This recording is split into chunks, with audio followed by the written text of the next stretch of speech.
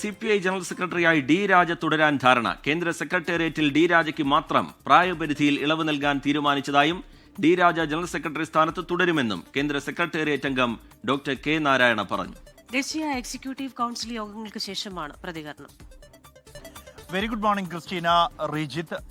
ഈ ഒരു പാർട്ടി കോൺഗ്രസ് സമ്മേളിക്കുന്ന ഘട്ടത്തിൽ തന്നെ ഏറ്റവും കൂടുതൽ ചർച്ച ചെയ്ത ഒരു വിഷയം എന്നുള്ളത് ജനറൽ സെക്രട്ടറിയായി ഡി രാജ തുടരുമോ എന്ന കാര്യമായിരുന്നു. കേരളം അടക്കമുള്ള സംസ്ഥാനങ്ങൾ പ്രായപരിധി കർശനമായി പാലിക്കണം എന്ന നിർദ്ദേശം മുന്നോട്ട് വച്ചിരുന്നു. കഴിഞ്ഞ 2 ദിവസങ്ങളിൽ നടന്ന ചർച്ചകളിലും കേരളം ശക്തമായി ഈ ആവശ്യം ഉന്നയിച്ചിരുന്നു. കേരളത്തിൽ പ്രായപരിധി മാനദണ്ഡം കർശനമായി പാലിച്ചിട്ടുണ്ട്.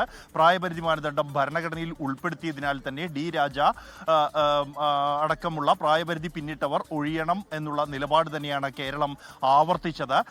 ഈ ഒരു നിലപാട് തന്നെ കേരളം ആവർത്തിക്കാൻ ഒരു പ്രധാന കാരണം രാജയെ ലക്ഷ്യം വെച്ചായിരുന്നു എന്ന വിലയിരുത്തലുകൾ ഉണ്ടായിരുന്നു. എന്നാൽ അക്കാര്യം പൂർണ്ണമായി അംഗീകരിക്കപ്പെട്ടിട്ടില്ല എന്നുള്ളത് തന്നെയാണ് ഇന്നലെ രാത്രി ചേർന്ന ദേശീയ കൗൺസിൽ യോഗങ്ങൾക്ക് ശേഷം വ്യക്തമാകുന്നത്.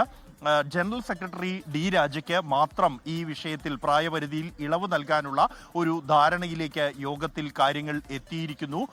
ഈ യോഗത്തിൽ വെച്ച് ഈ മറ്റ് പരിധി പിന്നിട്ട മറ്റംഗങ്ങൾ ഒഴിയാൻ താല്പര്യം അറിയിച്ചു. ഇതനുസരിച്ച് ദേശീയ സെക്രട്ടേറിയറ്റിൽ നിന്നും പ്രായപരിധി പിന്നിട്ട 4 പേർ ഒഴിയും.